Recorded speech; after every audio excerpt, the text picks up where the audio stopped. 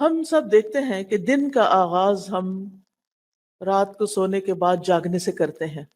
تو اب میں سٹیپ بائی سٹیپ دن کے مختلف کاموں کے بارے میں کچھ باتیں ذکر کروں گی. آپ اپنے پاس نوٹ بھی کر سکتے ہیں، اپنے پاس ٹو ڈو لسٹ بنا سکتے ہیں کہ آپ نے کیا کیا کرنا ہے. یعنی سب سے پہلے صبح کے وقت کیا کرنا ہے. رسول اللہ صلی اللہ علیہ وسلم نے فرمایا، ہر شخص صبح کے وقت اٹھتا ہے تو اپنے نفس کا سودا کرتا ہے، پھر یا تو اسے آزاد کرتا ہے یا اسے ہلاک کرتا ہے. یعنی ہر شخص ہر روز ایک تجارت کرتا ہے جس میں یا تو وہ فائدہ اٹھاتا ہے یا وہ نقصان اٹھاتا ہے. ہر روز ہمیں دن کے 24 آورز مل جاتے ہیں، اور 24/7 یعنی پورے ہفتے میں ہمیں ہر روز 24 آور ملتے ہیں.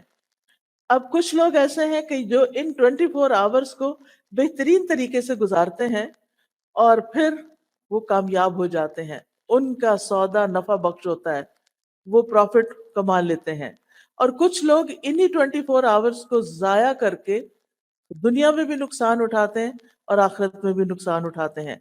تو اس لیے ہمیں وہ کام لازمی کر لینے چاہیے کہ جن سے یہ 24 آورز ہمارے سیکیور ہو جائیں اور ہماری کامیابی کا راستہ ان سے طے ہو جائے. سب سے پہلی چیز جو آنکھ کھلتے ہی ہمیں کرنی چاہیے وہ ہے صبح کی دعا، جس کا آغاز ہوتا ہے الحمدللہ سے. الحمدللہ الذی احیانا بعدما اماتنا والیہ النشور. سب تعریفیں اس اللہ کے لیے ہیں جس نے ہمیں مرنے کے بعد زندہ کیا اور اسی کی طرف دوبارہ لوٹنا ہے. اب آپ دیکھیے کہ یہاں پر زندگی اور موت کی بات کی جا رہی ہے. آپ کو یہ تو معلوم ہی ہوگا کہ النوم اخو الموت، کہ نیند موت کی بہن ہوتی ہے. جس طرح نیند میں انسان کچھ دیکھتا نہیں، کچھ سنتا نہیں، اسی طرح موت کے بعد بھی انسان کا دیکھنا سننا ختم ہو جائے گا.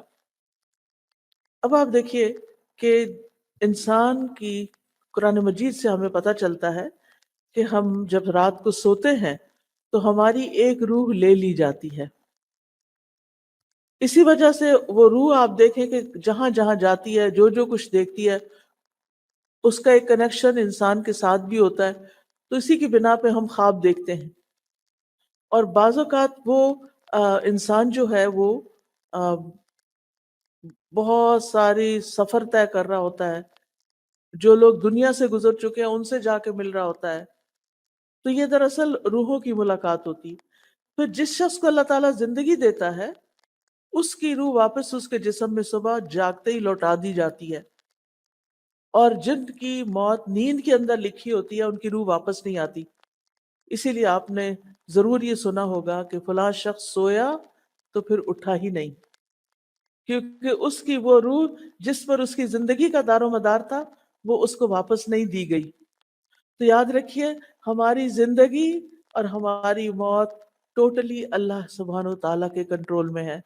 اس لیے ہر روز جب صبح ہمیں زندگی کا ایک اور دن ملتا ہے تو ہمیں کیا کرنا چاہیے؟ اللہ کا شکر ادا کرنا چاہیے کہ مجھے ایک اور دن مل گیا، اور پھر خوش ہونا چاہیے کہ مجھے اپنی آخرت کی کمائی کے لیے مزید وقت مل گیا ہے. اور یاد رکھیے کہ جب انسان شکر ادا کرتا ہے تو اللہ تعالیٰ کا وعدہ ہے لَإِن شَكَرْتُمْ لَأَزِيدَنَّكُمْ، اگر تم نے شکر ادا کیا تو میں تمہیں اور زیادہ عطا کروں گا. جو بندہ شکر گزار ہوتا ہے، گریٹفل ہوتا ہے، اس کی نعمتوں میں اضافہ ہوتا چلا جاتا ہے. پھر آپ دیکھیے کہ ہم عام طور پر بھی اللہ سبحانہ تعالیٰ کی اللہ کی تعریف کیوں کریں؟ ہم دیکھتے ہیں کہ قرآن مجید سے ہمیں پتہ چلتا ہے کہ کائنات کی ہر چیز اللہ کی تسبیح بیان کر رہی ہے. اگر یہ پہاڑ اور یہ درخت اور یہ پھول اور پھل اور یہ پتے اور یہ تمام چیزیں اللہ کی تسبیح کرتی ہیں تو پھر ہم پیچھے کیوں رہیں؟ ہمیں تو اللہ تعالیٰ نے افضل المخلوقات بنایا ہے، باقی چیزوں کو ہمارے لیے بنایا ہے. اگر آپ کے گھر میں لگا ہوا درخت اللہ کی تسبیح کر رہا ہے اور آپ سو ہی رہے ہیں تو آپ سوچئے کہ پھر اللہ کے نزدیک وہ درخت زیادہ اچھا ہے جو اس کی تعریف کر رہا ہے، یا وہ انسان جو شیطان کے بہکاوے میں آ کے غافل ہو کے نماز کے وقت میں سو رہا ہے؟ قرآن مجید میں آتا ہے تسبح له السماوات السبع والارض ومن فیہن وان من شیء الا یسبح بحمده ولکن لا تفقهون تسبیحهم، ساتوں آسمان اور زمین اس کی تسبیح کرتے ہیں، یعنی اللہ سبحانہ تعالیٰ کی، اور جو بھی ان میں چیزیں ہیں وہ بھی، اور کوئی بھی چیز ایسی نہیں مگر وہ اس کی حمد کے ساتھ اس کی تسبیح کرتی ہے، لیکن تم ان کی تسبیح کو سمجھتے نہیں، یعنی انسان کو ان کی زبان نہیں معلوم، ان کی تسبیح کا طریقہ نہیں معلوم۔ بے شک وہ ہمیشہ سے بردبار نہایت بخشنے والا ہے، یعنی اللہ رب العزت انسانوں کو معاف کر دیتا ہے کہ جس وقت ساری کائنات اللہ کی حمد بیان کر رہی ہوتی ہے، سارے فرشتے اللہ تعالیٰ کی عبادت میں لگے ہوئے ہوتے ہیں، وہاں ایک انسان جس کو اختیار دیا گیا، جس کو اللہ تعالیٰ نے چوائس دے دی ہے، وہ اپنی چوائس سے اللہ کی عبادت کرے تو ساری مخلوق سے افضل ہو جاتا ہے، اور جب وہ اللہ کی دی ہوئی اس آزادی سے فائدہ نہیں اٹھاتا اور اللہ کی نافرمانی کرتا ہے تو ساری مخلوقات سے زیادہ نچلا ہو جاتا ہے۔ ثم رددناہ اسفل سافلین، اسفل سافل، سافل کہتے ہیں نیچے گرنے والے کو، اور اسفل جو سب سے نیچے جا گرے۔ جب ساری کائنات اللہ کا ذکر کرے گی اور انسان نہیں کرے گا تو انسان تو پیچھے رہ جائے گا نا، اس کو تو عزت اسی میں ملے گی کہ وہ اپنی چوائس سے یہ سب کچھ کرے۔ نبی صلی اللہ علیہ وسلم نے فرمایا قیامت کے دن اللہ تعالیٰ کے سب سے افضل بندے وہ ہوں گے جو کثرت سے اللہ کی تعریف کرنے والے ہیں۔ تو اس لیے جو نعمت بھی آپ کو ملے اس پر الحمدللہ ضرور کہیے۔ حدیث میں آتا ہے الحمدللہ کہنا میزان کو نیکیوں سے بھر دیتا ہے۔ اتنا بڑا کلمہ ہے یہ کہ اللہ میں تیری تعریف کرتی، تیری حمد و ثنا کرتی ہوں۔ پھر اسی طرح اگر انسان پانی کا ایک گھونٹ بھی پیتا ہے، ایک گھونٹ، اور اس کے بعد الحمدللہ کہتا ہے تو اللہ تعالیٰ اس بندے سے راضی ہو جاتا ہے۔ اب آپ صبح کے وقت اٹھ گئے، صبح کے وقت اٹھ کر آپ نے دعا پڑھی، زندگی ملنے پر اللہ کا شکر ادا کیا۔ اب اس شکر کا عملی طریقہ کیا ہے کہ آپ نماز فجر ادا کریں۔ تو اٹھنے کے بعد پہلا کام نماز فجر ادا کرنا ہے، کیونکہ سورج نکلنے کے ساتھ ہی نماز فجر کا وقت چلا جاتا ہے، تو اس کو with in time, with in limits ہمیں ادا کرنا ہوتا ہے۔ فجر کی نماز جو ہے یہ عمل کی پہلی بنیاد ہے۔ اس وقت آپ نے ثابت کر دیا کہ آپ اللہ کے بندے ہیں یا اپنے نفس کے بندے ہیں۔ جو نفس کے بندے ہوتے ہیں وہ اپنی مرضی کے کام کرتے ہیں اٹھ کے، اور جو اللہ کے بندے ہوتے ہیں، جو اللہ کی عبادت گزار ہوتے ہیں، وہ پہلا کام کیا کرتے ہیں؟ نماز ادا کرتے ہیں۔ رسول اللہ صلی اللہ علیہ وسلم نے فرمایا اللہ نے بندوں پر 5 نمازیں فرض کی ہیں، جس نے انہیں ادا کیا اور ان کا حق ہلکا سمجھتے ہوئے ان میں سے کچھ کیا تو اللہ کا اس کے لیے قیامت کے دن کے لیے یہ وعدہ ہے کہ اس کو جنت میں ضرور داخل فرمائے، اور جس نے ان نمازوں کیا مگر ان کا حق ہلکا سمجھتے ہوئے ان میں سے کچھ ضائع کر دیا تو اللہ کا اس عہد نہیں، وہ چاہے تو عذاب دے اور چاہے تو معاف فرما دے۔ لہٰذا نماز کو معمولی چیز نہیں سمجھنا چاہیے۔ اللہ سبحانہ تعالیٰ صبح کے بعد اور عصر کی نماز کے بعد فرشتوں سے بندوں کا حال پوچھتے ہیں کہ جب تم گئے تھے، یہ تو آپ کو معلوم ہے نا ہمارے دائیں بائیں کرامن کاتبین ہیں، 2 فرشتے ہیں، ان کی ڈیوٹی 24 آور کی نہیں ہوتی، ان کی ڈیوٹی 12 آور ہوتی ہے، اور یہ فجر اور اپنی ڈیوٹی تبدیل کر دیتے ہیں۔ جو فجر کے وقت آتے ہیں وہ عصر کے وقت تک ہم نے جو کچھ کیا ہوتا ہے وہ سارا لکھ کر واپس لے جاتے ہیں، اور وہاں سے نیکسٹ فریش فرشتے آ جاتے ہیں جو اگلے وقت کے لیے پوری رات کے لیے ہمارے اعمال لکھتے ہیں، اور پھر وہ فجر کے وقت واپس جاتے ہیں اور نئے فرشتے فجر کے وقت ہمارے پاس آ جاتے ہیں۔ جب یہ واپس جانتے ہیں تو اللہ تعالیٰ خود ان سے پوچھتے ہیں کہ تم نے بندوں کو کس حال میں چھوڑا، وہ کہتے ہیں ہم نے اس حال میں چھوڑا کہ وہ نماز پڑھ رہے تھے، اور اس حال میں ان کے پاس پہنچے کہ وہ نماز پڑھ رہے تھے۔ تو جو شخص فجر اور عصر کی نماز کا اہتمام کرتا ہے، اس کی ڈیلی رپورٹ اللہ سبحانہ وتعالیٰ کے پاس بہت بہترین جاتی ہے کہ وہ نماز پڑھ رہے تھے۔ پھر قیامت کے دن سب سے پہلا سوال بھی کس کے بارے میں ہوگا؟ نماز کے بارے میں۔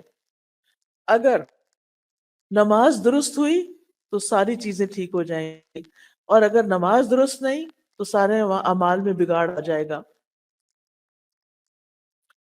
صلی اللہ علیہ وسلم نے فرمایا وہ آدمی ہرگز آگ میں نہیں جائے گا جس نے سورج نکلنے سے پہلے، غروب ہونے سے پہلے نماز پڑھی، یعنی فجر اور عصر کی نماز پڑھی۔ اور نماز پڑھنے سے اللہ تعالیٰ بندے کے رزق کا وعدہ بھی کرتے ہیں۔ فرمایا وَأْمُرْ أَهْلَكَ بِالصَّلَاةِ وَاصْطَبِرْ عَلَيْهَا لَا نَسْأَلُكَ رِزْقًا نَحْنُ نَرْزُقُكَ، اور اپنے گھر والوں کو نماز کا حکم دیجئے اور اس پر خوب پاک کار بند رہیے۔ ہم تم سے کسی رزق کا مطالبہ نہیں کرتے، ہم ہی تمہیں رزق دیں گے۔ تو اس سے یہ پتہ چلتا ہے کہ جو شخص اپنی عبادت صحیح طور پر کرتا ہے، اللہ سبحانہ وتعالیٰ اس کو تنہا نہیں چھوڑتا۔ نماز سے انسان کے گھر میں برکت آتی ہے، اس لیے خود بھی نماز ادا کرنی چاہیے اور گھر والوں کو بھی اس کا حکم دینا چاہیے۔ فجر کی سنتوں کو کبھی نہ چھوڑیں۔ صلی اللہ علیہ وسلم نے فرمایا فجر سے پہلے کی 2 رکعتیں دنیا اور جو کچھ اس میں ہے اس سے بہتر ہے۔ فجر کی سنتیں بہتر کس سے؟ پوری دنیا سے۔ اگر آپ کو پوری دنیا بھی مل جائے تو بھی وہ کم ہے بنسبت اس کے کہ آپ 2 رکعت نماز سنت ادا کریں، اور اگر سنت کا اتنا بڑا اجر ہے تو پھر فرض کا کیا ہوگا؟ یاد رکھیے فجر کے وقت سنت ہے، فجر کے وقت سونا درست نہیں۔ نبی صلی اللہ علیہ وسلم نے فرمایا ایک آدمی جو رات سے لے کر صبح تک سوتا رہا، آپ نے اس کے بارے میں فرمایا یہ وہ شخص ہے جس کے کان میں شیطان نے پیشاب کر دیا تھا۔ شیطان بھی ہم نے نہیں دیکھا اور اس کا پیشاب بھی نہیں دیکھا، لیکن نبی صلی اللہ علیہ وسلم نے فرمایا ہے تو بات درست، کیونکہ آپ صادق اور امین تھے۔ یہ بات تو ہم سب جانتے ہیں، سبھی مانتے ہیں۔ مراد اس سے یہ ہے کہ اس شخص کے اوپر خوب نحوست طاری ہوگی، اسی لیے آپ لیٹ اٹھتے ہیں، نماز نہیں ادا کرتے، اللہ کا ذکر نہیں کرتے، آپ کی طبیعت سارا دن بوجھل رہتی ہے۔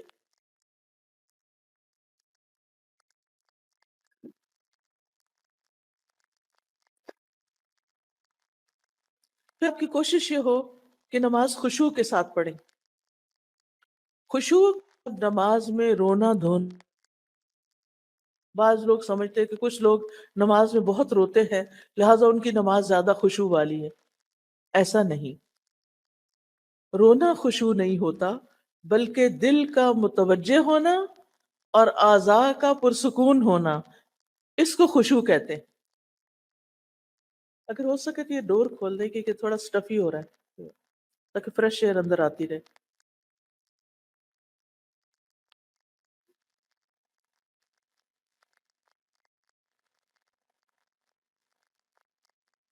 خشوع کس کو کہتے ہیں؟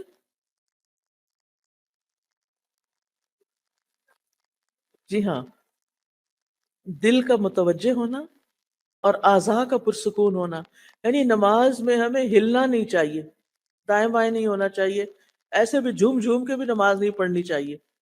نماز میں سٹل بالکل ساکت کھڑے ہونا چاہیے کہ اگر کوئی پرندہ بھی آ کے بیٹھ جائے تو وہ بیٹھا رہے کہ یہ شخص شاید یہ کوئی پول ہے یا کچھ اور ہے۔ اور اس بات کا خیال رکھنا کہ میں اللہ کے سامنے کھڑی ہوں، اس سے خشوع آتا ہے۔ بہت سے لوگ یہ کوشچن کرتے ہیں نماز میں کیسے جائیں؟ بس یہ سوچ لیں نماز پڑھنے سے پہلے کہ میں اللہ سبحانہ و تعالیٰ کے سامنے کھڑی ہوں، پھر اپنے رب سے سرگوشیاں کریں، چپ کے باتیں کریں، یعنی نماز کے الفاظ ادا کریں۔ خشوع کے بغیر نماز ایسے ہی ہے جیسے روح کے بغیر جسم. خشوع نماز کی روح ہے. اور کامیاب ہونے والے مومنوں کی صفت یہ ہے قد افلح المؤمنون الذین هم فی صلاتهم خاشعون. یقیناً فلاح پا گئے وہ مومن جو اپنی نمازوں میں خشوع اختیار کرتے ہیں.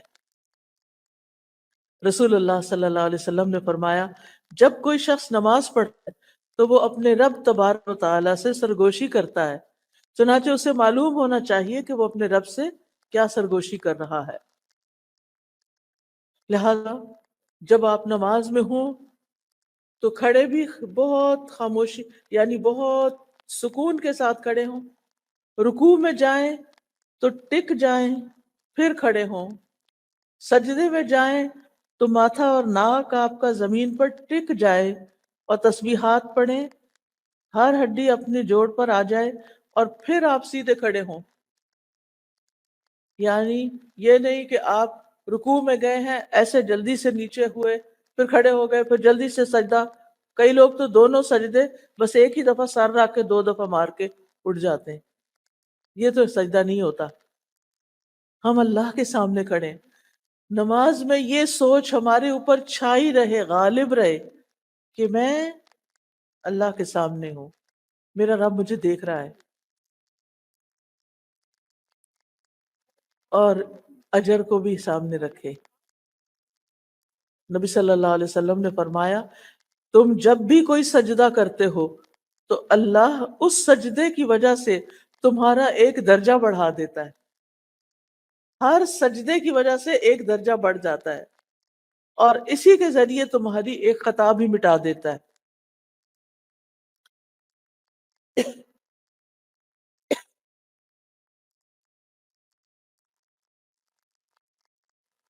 تو یاد رہے گی یہ بات.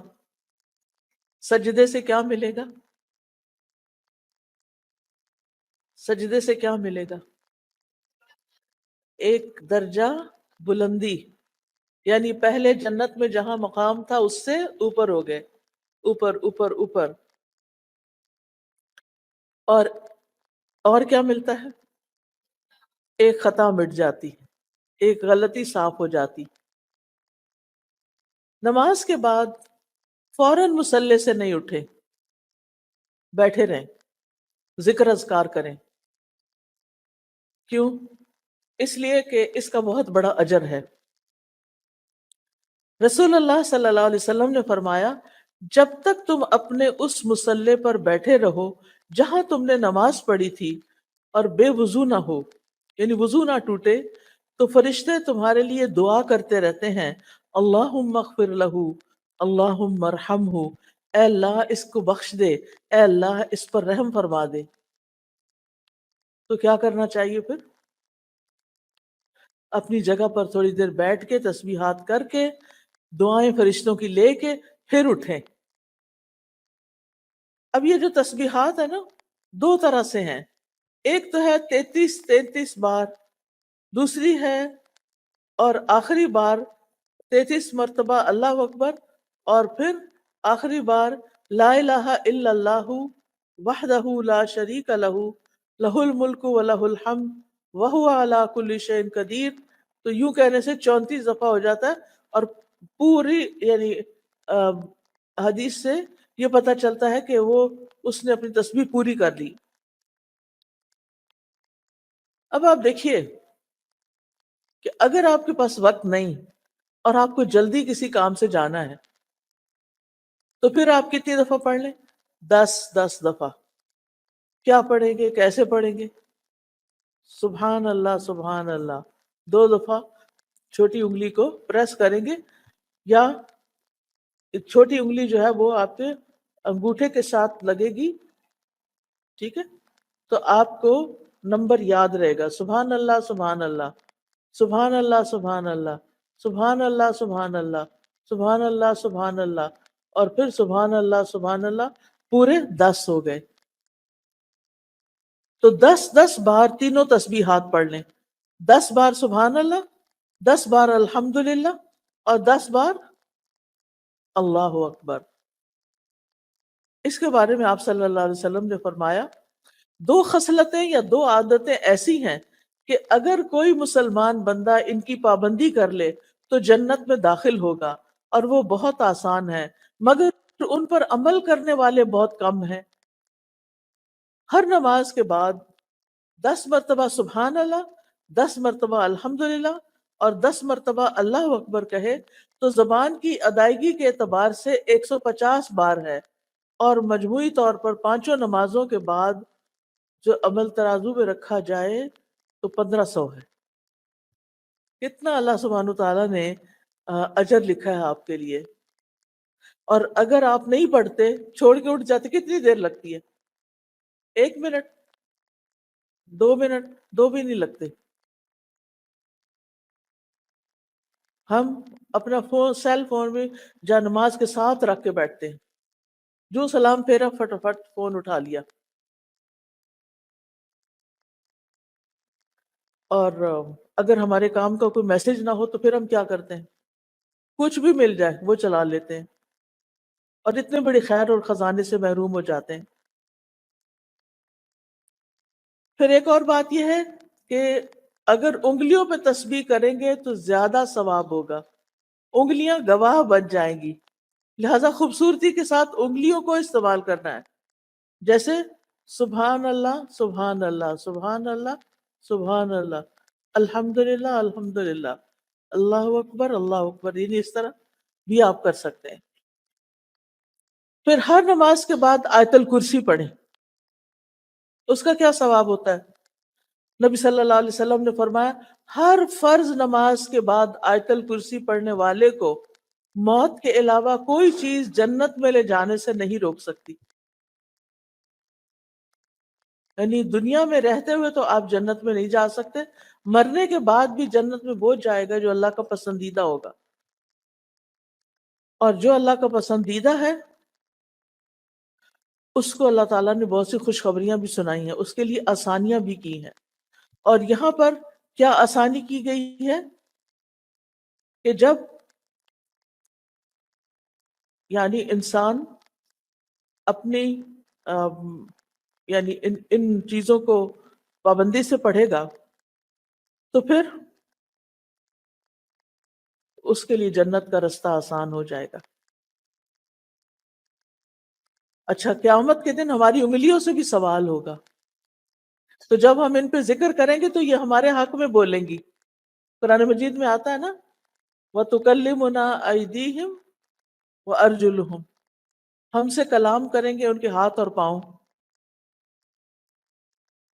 پھر ہر نماز کے بعد قل هو اللہ احد، قل اعوذ برب الفلق، قل اعوذ برب الناس، اگر آپ کو وسوسے ستاتے ہوں، شیطان پریشان کرتا ہو، آپ کو کوئی تکلیف بیماری ہو، تو آپ یہ تینوں کل ہاتھ پہ پڑھ کے پھونک مار کے ہاتھ میں چہرے اور سر اور بازو اور ان سب پر خود ہی پھیر لیا کریں۔ اس سے آپ بہت اچھا فیل کریں گے، بہت لائٹ فیل کریں گے۔ اگر آپ کو کوئی تھکاوٹ ہوئی بھی ہے، آپ کو کوئی بیماری ہے، کچھ بھی ہے، آپ اس کو اپنا معمول بنا لیں۔ پھر صبح کے اذکار پوری توجہ کے ساتھ کریں۔ اللہ سبحانہ وتعالیٰ قرآن مجید میں فرماتے ہیں یا ایھا الذین آمنوا اذکروا اللہ ذکرا کثیرا وسبحوہ بکرۃ واصیلا، اے ایمان والو اللہ کو کثرت سے یاد کیا کرو۔ یہ کون کہہ رہا ہے کہ اللہ کو زیادہ یاد کیا کرو؟ کون کہہ رہا ہے؟ اللہ سبحانہ وتعالیٰ، یس، ماشاءاللہ آپ بہت دھیان سے سن رہے ہیں اسی لیے جواب دے رہے ہیں۔ اللہ سبحانہ وتعالیٰ سن رہا ہے، اللہ تعالیٰ فرما رہا ہے کہ اے ایمان والو اذکر اللہ ذکرن کثیرا، اللہ کو بہت زیادہ یاد کیا کرو، اور صبح و شام اس کی تسبیح بیان کیا کرو۔ تو صبح و شام سبحان اللہ و بحمدہ پڑھنے والا، جو پوری تسبیح ہے 100 دفعہ پڑھنا چاہیے، پڑھنے والا جو ہے اس کے سارے گناہ معاف ہو جاتے ہیں۔ اور تسبیح جو ہے یہ ڈپریشن کا علاج بھی ہے، انسان کے دل کا غم، دکھ، پریشانی بھی ختم ہوتی ہے اس سے۔